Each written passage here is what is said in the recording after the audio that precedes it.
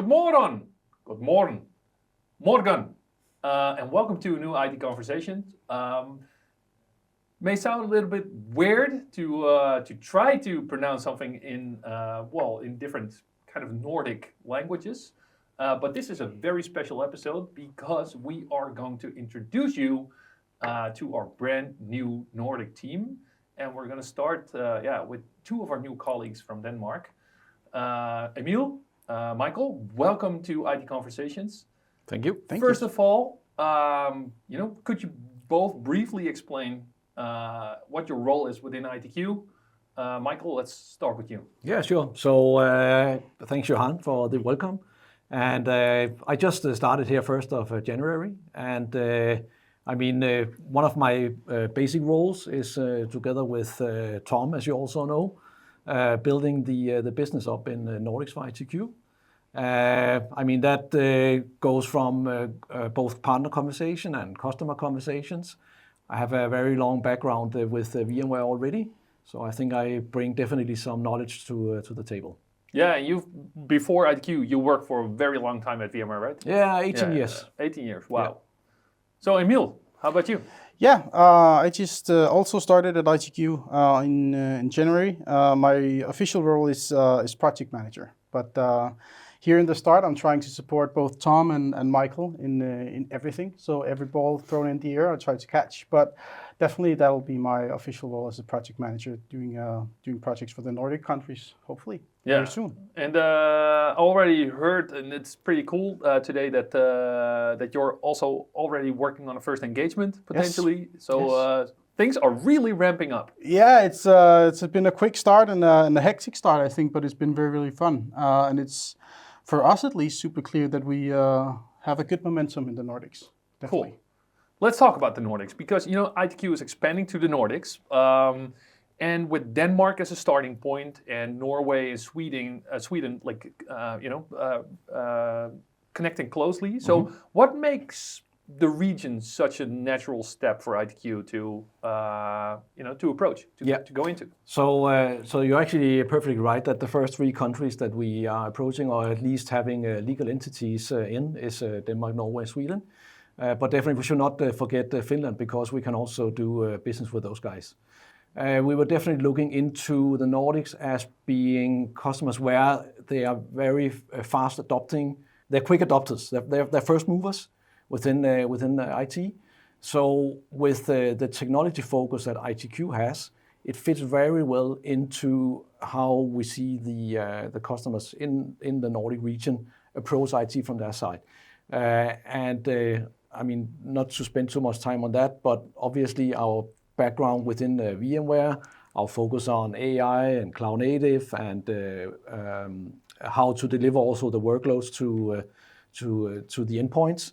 That's some of the things that we see really is important for customers in the Nordic region right now. So, we prepared some questions up front to also kind of get a structure, like what is it that we want to talk about and what is that we want to kind of explain to our customers, to our viewers. But one thing that immediately pops in mind is that if you look at the Nordics, there are many really big technology companies who originated from the Nordics. I mean, Ericsson, Nokia, Spotify, probably one of the most common ones. But also from an automotive perspective, there are many companies that originated from, the Nordics. So, do you have an idea why it is that so many big global familiar tech companies have originated from the Nordics? Well, for me at least, when in my work as a consultant previously, what resonates with me is that there's a really strong maturity in the digital space. It's a strong sense of engineering in the Nordics, a really proud tradition of doing things properly. And I think when thinking about ITQ, for me, I think that resonates quite well with the Nordics, because it's not, especially I can speak for Denmark at least, there are not many companies who want to just get stuff and sell fast or sell fast and then drop it. They want to do things properly. They want to work together as a partner and do things not slowly because that's negative, but do things in a proper way. And I think when talking about quality, doing things in a proper way is really important. And I think that is a part of the Nordic way of doing things. So I think that may be an explanation on why we see quality companies arising in the Nordics. And obviously, you guys also eat herring, I guess. No. You don't? Eat herring? Oh, Herring. yeah, every time. Yeah, right. So okay, so that's also All kind of a year common round. thing between the Nordic countries as well as the Netherlands, right? Pickled herring in all kinds of sauces. I don't do pickled fish, but anyway, that's for you to take on. I have another addition to that. I think with the fast adoption, Johan, what happens often is that there are a lot of good ideas and a lot of projects starting up inside of the companies and inside of the customers. But sometimes they are not being fully adopted, they're not being fully implemented.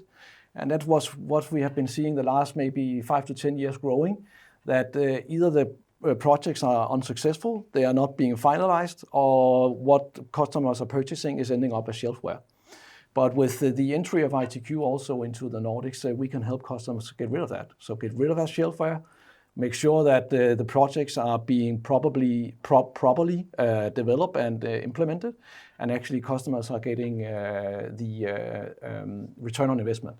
So, and this is a common thread throughout basically all countries that we're active in, right? So we've seen that the complexity of solutions is rising, the complexity of software-defined data centers or digital workspace or AI platforms, modern apps platforms is rising. And there's so many dependencies. Yeah, and it's we traditionally always said we came into a customer to also leave there because we want to bring knowledge there, and then a project ends, and then we leave the door to go to a new project. Mm-hmm. But like you mentioned, the technology complexity is rising, so helping customers end to end, but also to continuously innovate, that's definitely something that drives all of us, and what we will bring to the Nordics. Now, improving an ROI is one thing, but are there other kind of business challenges or technology challenges that you see that you think that we could be a great fit to solve those? Yeah, I mean, for me, I think what you said about like the speed of technology right now, it seems like a lot of countries has, for a lot of different reasons, it can be their consumers' demand for fast new tech or fast new solutions, but it seems like their IT has grown faster than their IT architecture. So there's a huge gap between all the data, all the bits you have, and how they actually work together. And I think that's a huge challenge for the Nordics and in general, I think for a lot of companies, that they want to structure their internal IT architecture landscape, but they don't want to relinquish control. And I think that's where ITQ really can make a difference, because we don't come in and take over. We take them as a partner and say, you do your business, and we will try to help you sort it out and make it more like flexible, structured, or whatever you need for your business to work. And I see that as a huge difference from the approach that some other consultancy agencies has done in the past, where they're just handing over a contract and we will kind of like build a black box for the company and then hand it over and say bye, never to be seen again. And I think that's a really important trait if you want to succeed, especially in the Nordics, but most likely in a lot of countries. Yeah, I mean, from my perspective, it's also a matter of, as you say, no, yeah, we're delivering a project, but from my perspective, we're not out the door. This is definitely a cooperation with the customers that we are engaging with. And I mean, some of the issues, as also described by Emil, is if you're looking into private cloud and hybrid cloud, I mean, it's something that's been going on for some years for now, but still customers having troubles identifying what should I keep in the private cloud and how do I extend to the hybrid cloud, while still maintaining compliance, control, governance, all those kind of things. And with very big knowledge of other customers that we had and implementations, we can certainly help them with that. Mm. So, definitely.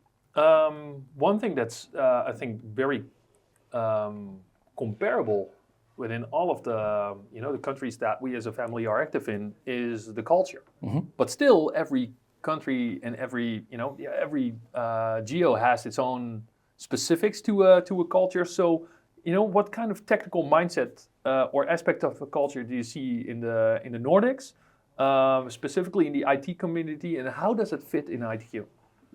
So you mean how tech savvy kind of? No, it's like, do you see specific aspects of the Nordic culture that are different from the other geos, and how do these aspects really contribute to becoming even a better partner? Mm-hmm.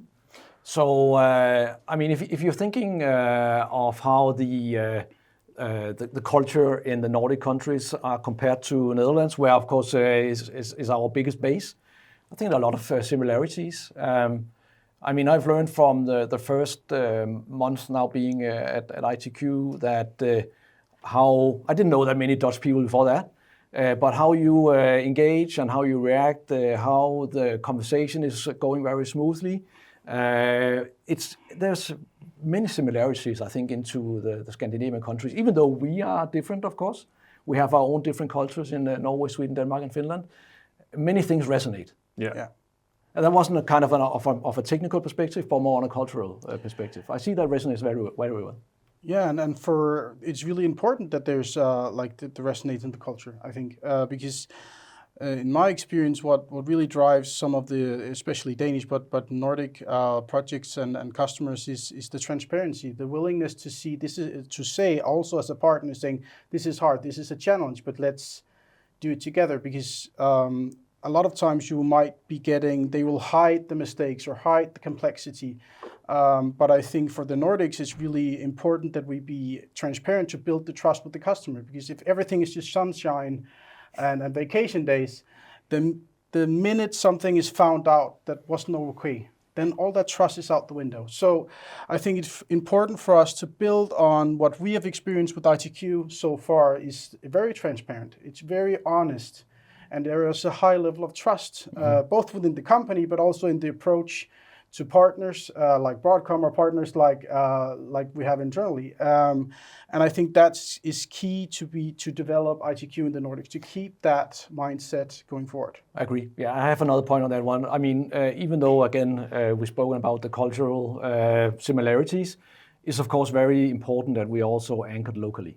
Yeah. So for now, as you know, it's Emil and myself based in Denmark, both of us. Then we have a new guy coming in Sweden, and I mean, his name is no secret, it's Klaas Sandahl, which is joining now from Oracle, his former VMware employee as well, and he will be our technical lead for the region. And then obviously we're also looking into hire consultants.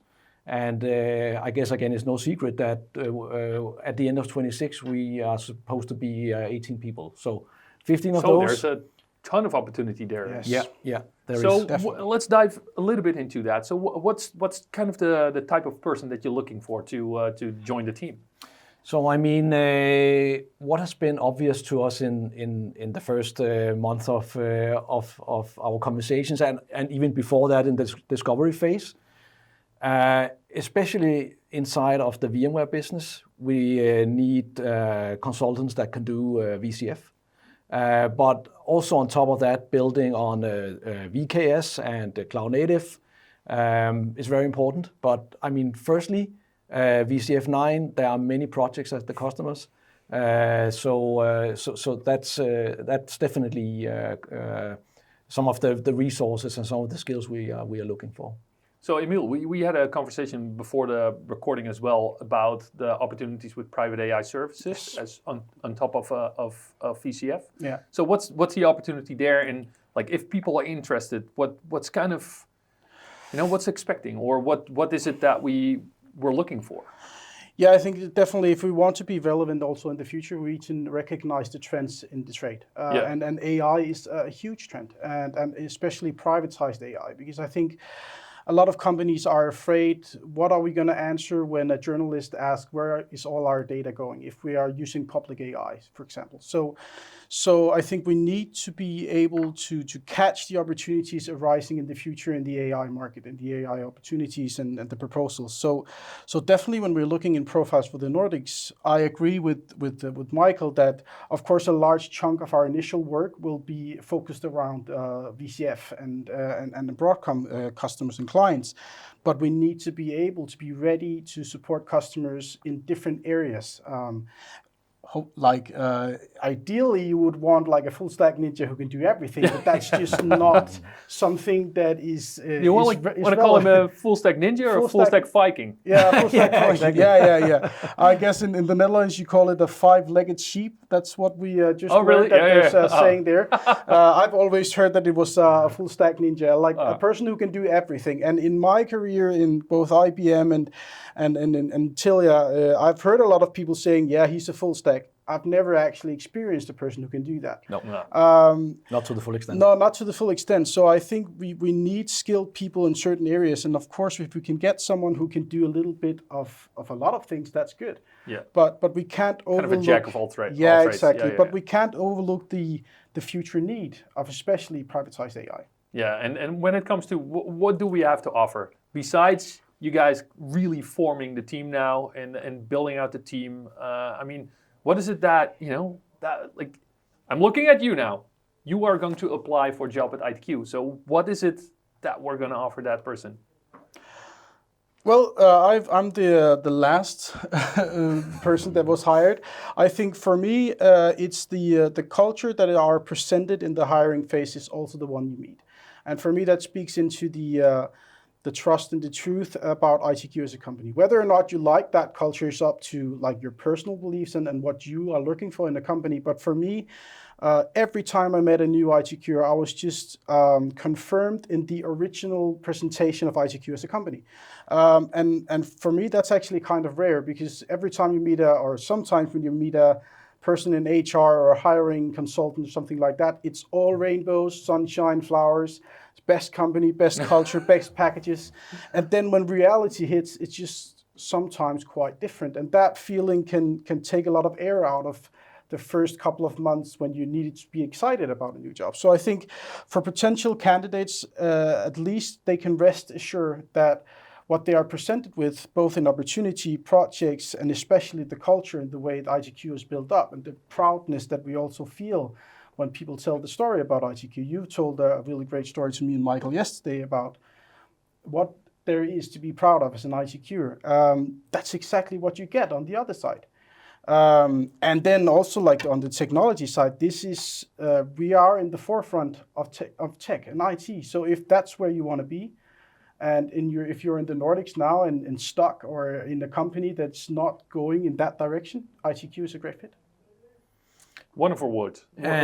Exactly, and I mean, in my own process of joining ITQ as well, some of the things that Emil mentioned was definitely on my mind as well. So for sure, the culture is very important.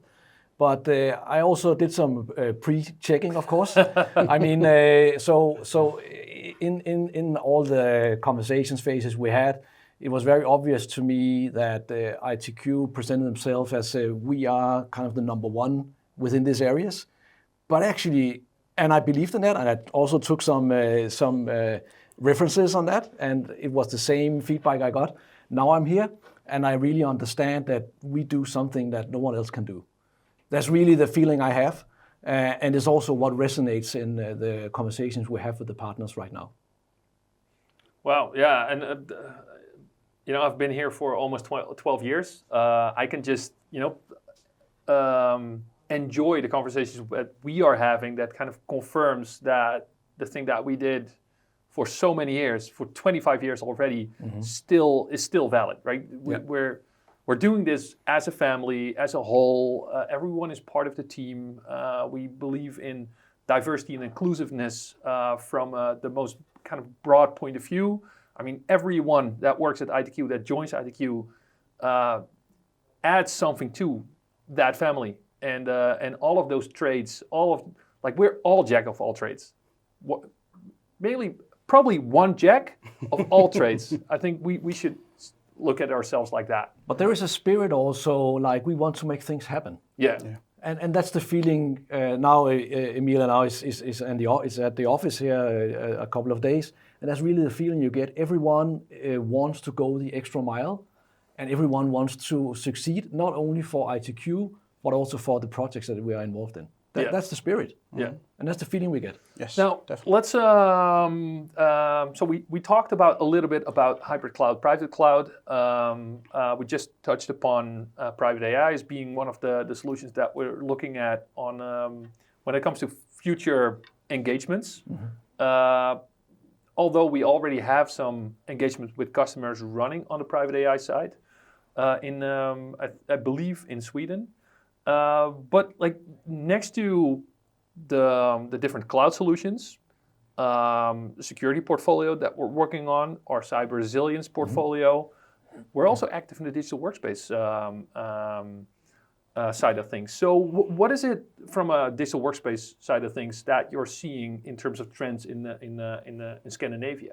Is that, is there a place and a time for the digital workspace? What are the trends that you're seeing, developments that you're seeing, and how can we contribute to challenges that the customers are facing? Yeah, sure. So definitely it's a very important topic for customers and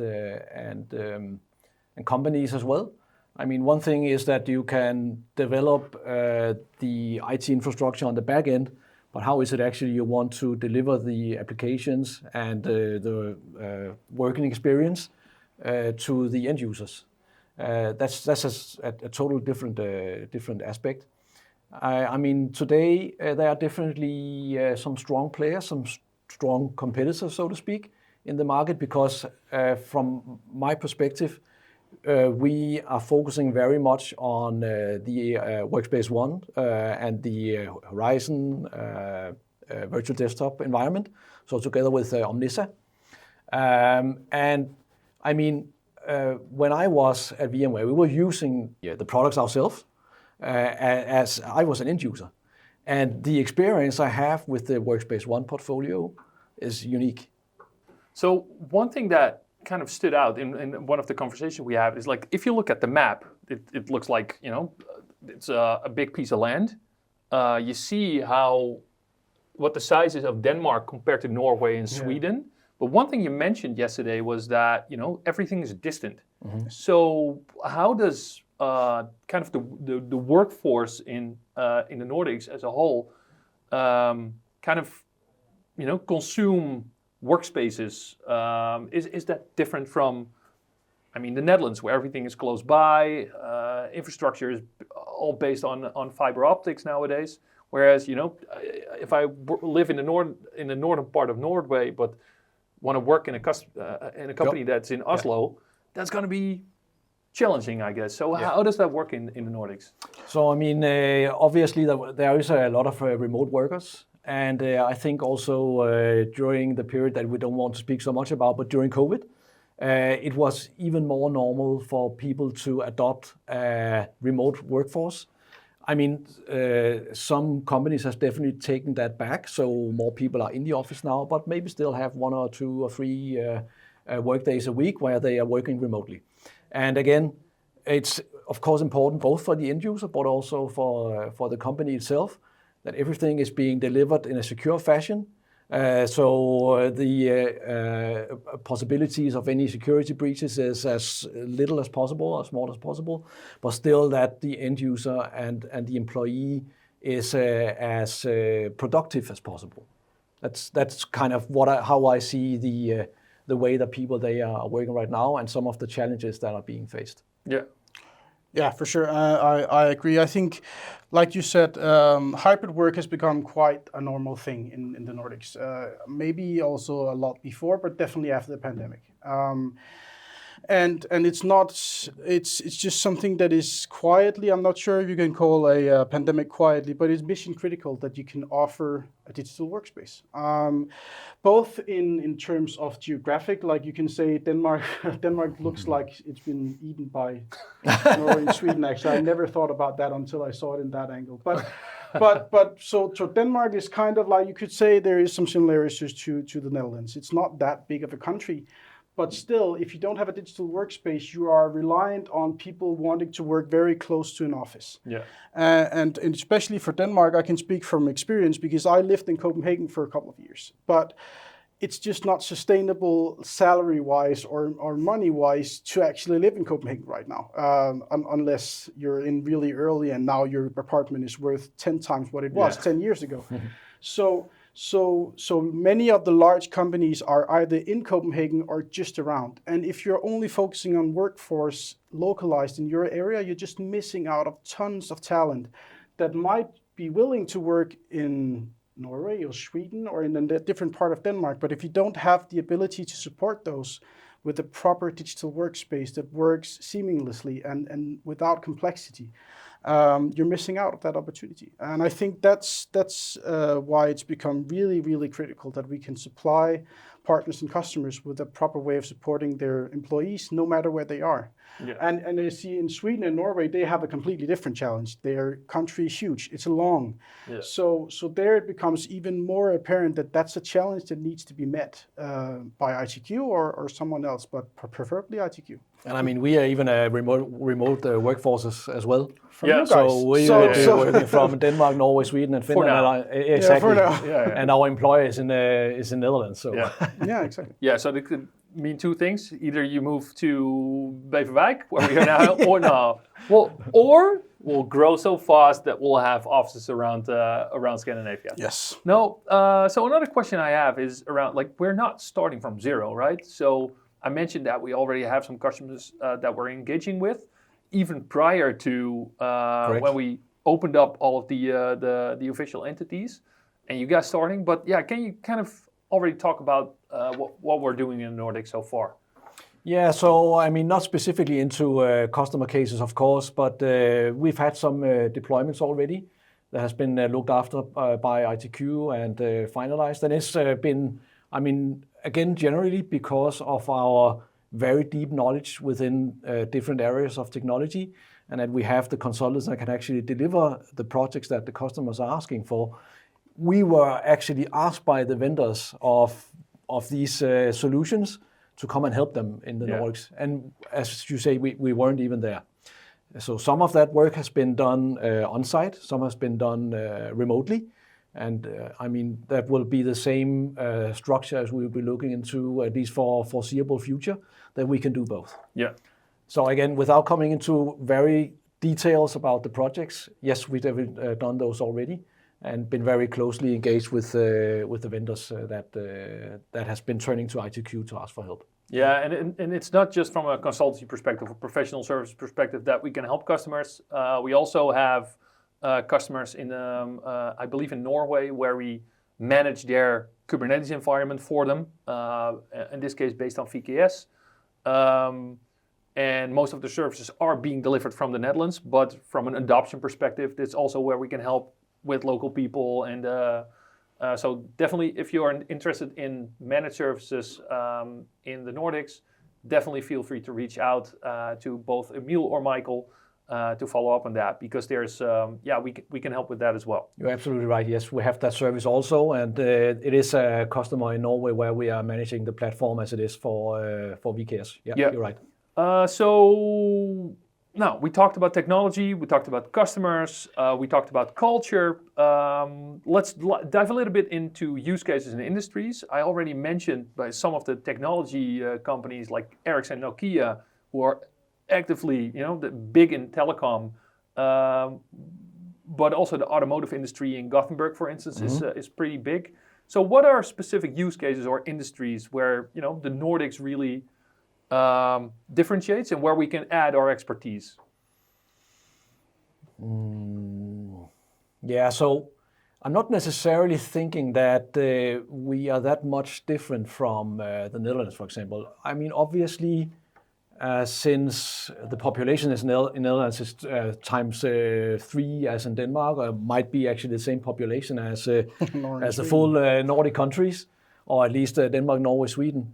I think that what we are already doing here could again resonate very well into the verticals that we see in Nordics. But I'm not necessarily thinking that we are attracting a specific lines of business or automotive, telecom, whatever. What we've been approached with so far is very much within the healthcare. I'm not calling it industry, healthcare sector. But it's actually all over the place. So it can be telecom, it can be healthcare, it can be municipalities. I mean, we cover everything. So we're not picking. So we're kind of like a perfect fit. Yes. We scale out the model that we already have, the knowledge that we have, the expertise that we have, and we can basically handle, or we can basically work with any type of customer in the Nordics. I definitely don't feel like we are approaching a specific vertical. No, the feeling I have is definitely we can go all over. Yes. Oh, well, that's good to know. I think wherever like we have an environment where complexities and security at scale meet, I think ITQ can help there. Obviously, there will be corner cases where specific vendors or specific partners are needed with security clearance and stuff like that. Yeah. But as Michael says, I don't see any limiters constraining ITQ in hitting quite broad in the companies in the Nordics. I think like Nordic countries or Nordic companies tend to ask the question, what do we do in long term? Will this work in long term? So I think if we can provide the security that they not only just to drop a bomb and then leave, but actually picking up that relationship with the customer so they keep coming back for advice or keep coming back for another project or another collaboration, I don't see any reason why we should focus on just one specific area. Let's find like sustainable partners that we can build a long-lasting relationship with. But I mean, back to your point again there, Johan. So there could be, of course, customers where we feel that their demands or their needs are outside of the scope of ITQ. And in that perspective, we might turn down the conversation with the customer because we want to deliver, again, the quality. We want to make sure that we can look both ourselves and the customer in the eyes after a project is finished. Yeah. And if we feel it's not the right fit for ITQ, we might say no. And that's part of our core values, right? Exactly. So authenticity is one of those values where if we think a customer isn't a fit, we'll tell them and point them to a partner that we like to work with. That might be a better fit. But not again putting it into a vertical or specific business. It can be anywhere. Yeah. So far in the conversation, we looked at where did we came from, where we stand today, what type of people do we need to grow the team. But also, like looking at the future, what does ITQ look like in Sweden, Norway, and Denmark in 2 years from now, and what would success look like in that perspective? So, I mean, as I already described to you, we do have a very solid but ambitious 2026 plan. We haven't developed it into 27, so let's see if 26 we are successful. But I mean, with all the traction we have already, all the interest, all the conversations we have, I think definitely our plan being at least 18 people by the end of the year, that's certainly achievable. Right. So if we are growing exponentially from that, then I mean, I cannot even think about how 27 will look like. So coming back to the people we're looking for, obviously consultants or engineers who have experience with VCF or any of the other VMware products. Yes. Maybe project managers like yourselves? Project managers, yeah. Yeah. Anything else? Maybe cloud native engineers, people who feel very confident in the world of Kubernetes. Yes. For sure, yeah. For sure. And not to mention also what we do with HashiCorp and Red Hat. Very important that we also scale up on these areas as well. Yeah, and I think a profile that is often maybe overlooked is that we need really skilled pre-sales guys. We need someone to start up that conversation with the customers and be able to frame and scope what we can help provide in ITQ. So that's also a profile that we will be looking into finding in the Nordics to help us making all of this possible, because we need great guys to actually sell the things. Or girls. Or girls, or dogs, or not. But I think, and like Michael said, for For me, the success is I didn't know ITQ before actually getting in contact with you. And I think for a lot of people in Denmark, Sweden, and Norway, this will be the same case because, and it's not that not that difficult to believe, right? Because this is us entering the Nordics. So I think for me, a success criteria would be that in a couple of years, if we can be recognized as a secure, stable, great partner within IT projects, not the biggest, but the best.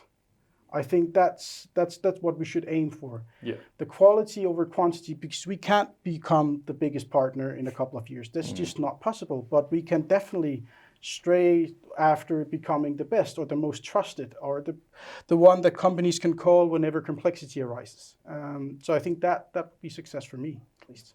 So you mentioned kind of creating brand recognition. Yes. So what are some of the things that we're going to do in the next 12 months to get people to know ITQ? I mean, are we going to go to events or co-organize events, or where can people find us? Yeah, so some of the things that's already happening is that the vendors that we are working with, they are bringing us in front of the customers. That's happened quite often during January. But also other things that we're looking into is join, for example, VMOX. I mean, look out for VMOX in Norway and Denmark. We will be joining those quite in the coming time. Okay. With a presentation of ITQ and what ITQ can do for this community as well, and for the customers that are engaged also in the VMOX. Awesome. Okay, guys, thanks so much for joining the studio and getting us a full introduction into ITQ in the Nordics. Thank you so much for watching. Again, if you have the feeling that after watching this video you want to join our team, drop us a message underneath this video or look at our website. If you go to joinitq.eu, you will find all of the open vacancies. Again, we're looking for a pre-sales engineer. We're looking for VCF consultants, people skilled in VMware, people that feel confident in the world of Kubernetes, project managers, you name it. So again, if you like to join us, if you want to become part of the family in the Nordics, again, go to joinitq.eu. For now, thanks so much for watching, and we'll see you in the next video.